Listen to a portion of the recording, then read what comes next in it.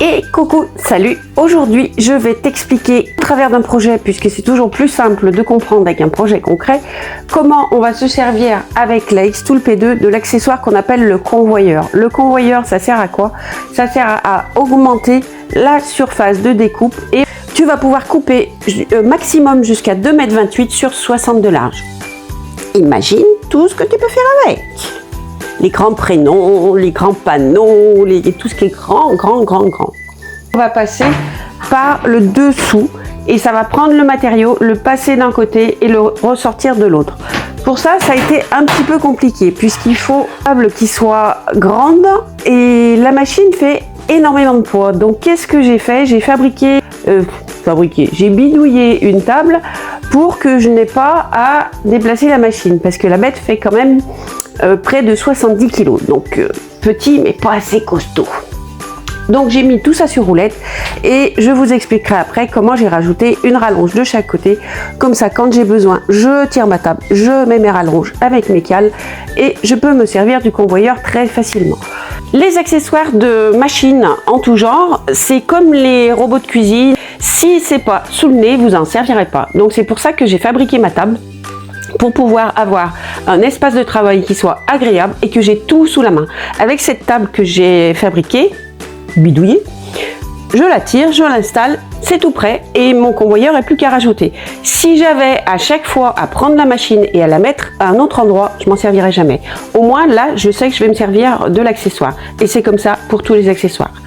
Donc on va commencer tout de suite par vous expliquer le déballage, comprendre chaque pièce, comment ça s'installe et après je vous montre le projet concret pour que vous compreniez. C'est parti! Comme je te l'ai expliqué, voilà là mon installation pour ma table. Une charnière et un bout de bois plus tard, je n'ai plus qu'à déplier les pieds que j'ai mis également sur des charnières, tout est prêt. Voilà la bête une fois montée. On va avoir juste un bloc à installer sur la machine et les rails à rajouter de chaque côté pour maintenir le matériau pendant la coupe ou la gravure. Et du coup, j'ai mes deux extensions de chaque côté et les roulettes sur le bas. Trop pratique! Avant toute chose, lisez, relisez et relisez le manuel d'utilisation. Il est également en français. Je m'en faisais tout un monde, mais franchement, c'est super facile. Donc une fois déballé, on a tout ça. Donc le bloc à rajouter et les rails qu'on va juste venir emboîter sur le bloc une fois qu'il sera en place. Il y en a deux qui ont une marque spéciale. Ces deux-là, on va les rentrer par l'arrière de la machine. On les met de côté. Je vais maintenant installer le bloc sur la machine. Pour ça, il suffit d'ouvrir le réhausseur. Le capot est aimanté. Et de tirer le plateau d'une dizaine de centimètres. Les niveaux sont marqués. Il faut l'installer sur le niveau 2A. Je n'ai plus qu'à prendre mon bloc et à venir le poser sur le plateau que je tirais de 10 cm. Bien penser à passer le fil à l'intérieur avant d'insérer le bloc. D'ailleurs, je ne sais pas pourquoi j'appelle ça un bloc, c'est un chariot, puisque là, en fait, ça va prendre le matériau et l'emmener et le ressortir. Donc c'est un chariot. L'étape d'après est toute simple, il suffit d'installer les deux vis de chaque côté et de fixer le chariot.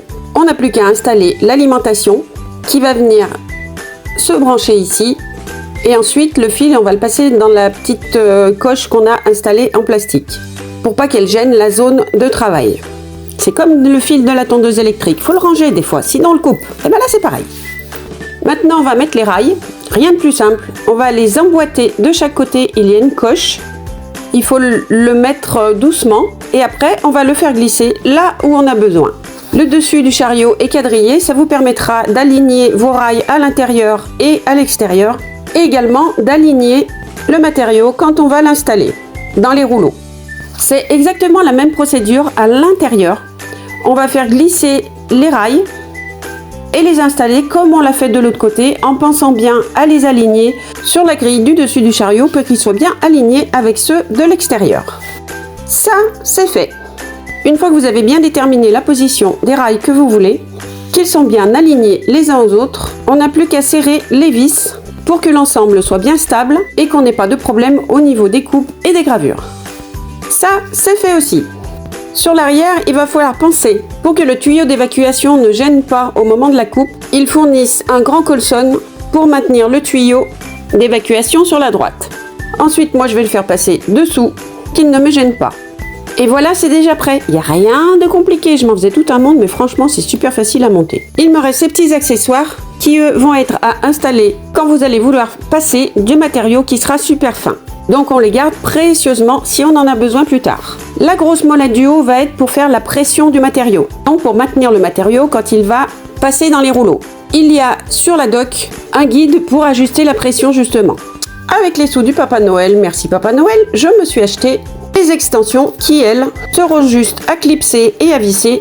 On veut aller sur des matériaux qui font plus de 2 mètres. Maintenant qu'on a tout installé, on va sur le logiciel. J'ai préparé pour ces tests un fichier de coupe et de gravure. C'est bientôt Pâques, ça tombe bien. Sur la droite, je choisis convoyeur d'alimentation. Instantanément, vous avez une partie de l'écran qui s'est grisée. Ça va être la limite à suivre. Installez votre matériau. Et également pour installer correctement les petits lapins. En mode coupé, il y a en bas à droite générateur d'onglets. C'est quoi? Ça va vous créer quelques pointillés qui ne vont pas être coupés et qui vont empêcher le bois de tomber pendant la coupe, qui pourrait évidemment endommager la machine et l'empêcher de tourner. Ne reste plus qu'après à entrer les paramètres de gravure et de coupe. Ici c'était sur du contreplaqué 5 mm et entrer le nombre d'onglets qu'on veut. Et on lance. Comme toutes les premières fois, j'étais pas hyper sereine quand même. Je suis restée à côté du bouton au cas où. Et tout s'est super bien passé. Les tests de coupe, je les avais fait avant, donc j'avais le bon réglage pour couper. J'avais mis la bonne pression sur les rouleaux.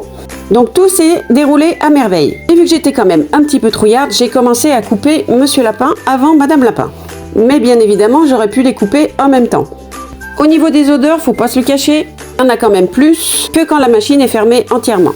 Donc dans un espace aéré avec une très bonne extraction, ça marche très bien. Mais par sécurité, mon atelier étant traversant, j'ai ouvert les fenêtres de chaque côté. Et au fur et à mesure que le projet avançait et que je vois que ça marche super bien, les idées fusent dans la tête. C'est horrible. Non, c'est pas horrible, c'est bien. Imaginez tout ce que vous pouvez faire avec ça. Voilà la coupe terminée, j'ai enlevé ma planche et ça se détache super bien. Par contre au niveau de la gravure, j'ai gravé un petit peu trop profond. Je reviens sur le générateur d'onglets qui empêche les morceaux de tomber. Mais monsieur Xtool, si tu m'entends, il faut qu'on ait l'option même sur la machine fermée, c'est trop bien ce truc. Qui n'a pas pleuré en faisant un prénom ou alors pire un puzzle? Ici, ça me met, là on les voit bien sur ce morceau-là, des petits morceaux qui les empêchent de tomber. Trop bien! Voilà, j'ai fini monsieur madame, je n'ai pas filmé madame parce que je l'ai refait derrière. Le tout m'a pris environ 15 minutes. Un petit coup d'œil sur mon installation que je n'ai plus qu'à plier et à tout ranger. C'est une machine puissante, je n'avais mis que 40% de gravure et je suis pratiquement passée à travers à des endroits. Donc sur la madame, je n'ai mis que 6% pour la gravure et ça suffit mais largement pour marquer même déjà assez profond. Mes tests sont terminés, je n'ai plus qu'à faire la procédure inverse pour refermer ma table. Mes pieds, je les ai accrochés sur l'extension et ça reste caché derrière.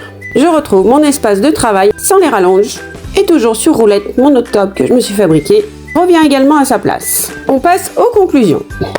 Ah bah c'est super facile, hein, il n'y a rien de compliqué. Faut juste se dire j'ai pas peur et je me lance. Au pire on va doucement. Donc c'est un accessoire que j'adore perso et j'ai des idées. Je m'en servirai très honnêtement beaucoup plus l'été parce que je peux effectivement ouvrir et aérer correctement. Le système d'extraction marche très bien, mais le problème c'est quand il passe de la fumée sous le bois, en fait quand il est à l'extérieur de la machine, il y a un petit peu de fumée qui repasse, qui suit le matériau en fait, ce qui est logique. Donc là, ça me dérange un peu de travailler l'hiver dans un atelier fermé. Donc voilà ce que je pouvais vous dire sur l'installation du convoyeur sur la Xtool P2 et maintenant à vous de créer. J'ai oublié de parler du prix. Alors le prix, vous avez deux kits.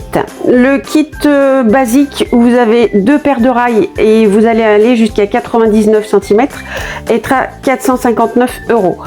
L'ensemble tout en un pour aller jusqu'à 228 cm avec 6 paires de rails, vous allez être à 699 €. C'est effectivement un coût, mais on parle de matériel semi-professionnel. Avec ces accessoires-là, sur cette machine-là, vous n'avez plus de limite. La seule limite va être là-dedans. Bon, la limite sera un petit peu le porte-monnaie aussi, hein. Ça, faut pas se leurrer. Et j'ai oublié, si vous avez des questions, n'hésitez pas, vous les posez. On s'abonne, on like, on partage et on papote.